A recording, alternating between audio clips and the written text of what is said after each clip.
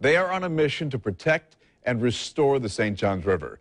Right now, the Riverkeeper and a small team of advocates are on a journey along the entire 300-mile stretch. The 13-day journey started last week from Camp Holly in Melbourne. The group then made its way north through the Sunshine State.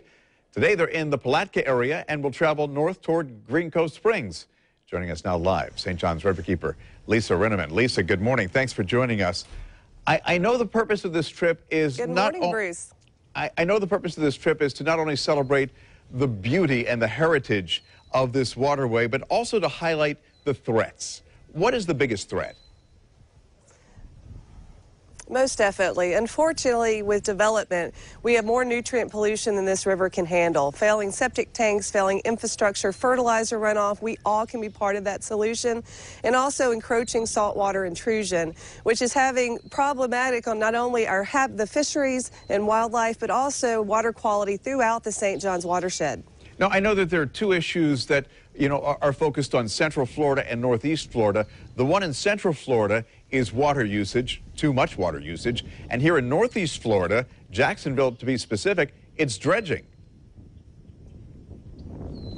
Exactly. In both of those projects, when you take millions of gallons of fresh water out of the St. Johns, you pull in more salt water. When you dredge the river deeper, you pull in more salt water. And that salt water will upset the delicate balance of the estuary and kill very important wetlands and grasses to the St. Johns, which are the kidneys of our river. And so it loses its ability to deal with the unfortunate pollution that's in our river today. People look out and they see a beautiful waterway, Florida's only American heritage river, but they don't understand what's happening to its infrastructure. How bad really are things?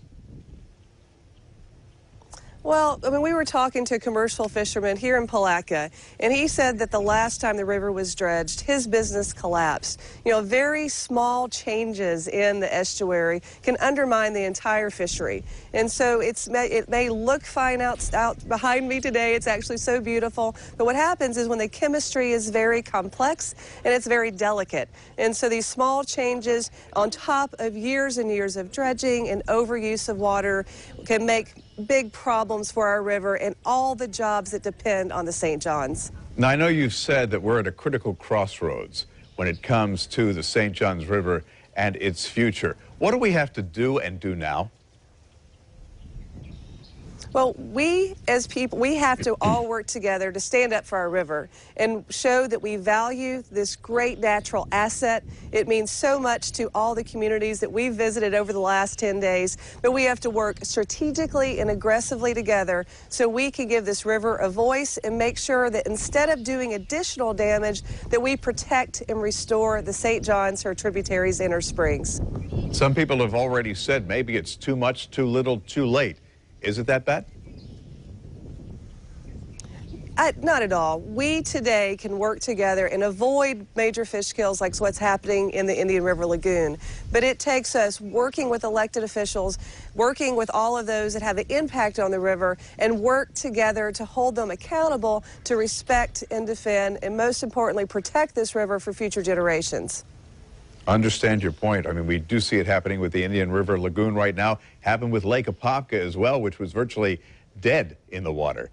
Lisa, appreciate your time and continued success with your efforts to save the St. Johns. Appreciate you being with us in the morning show.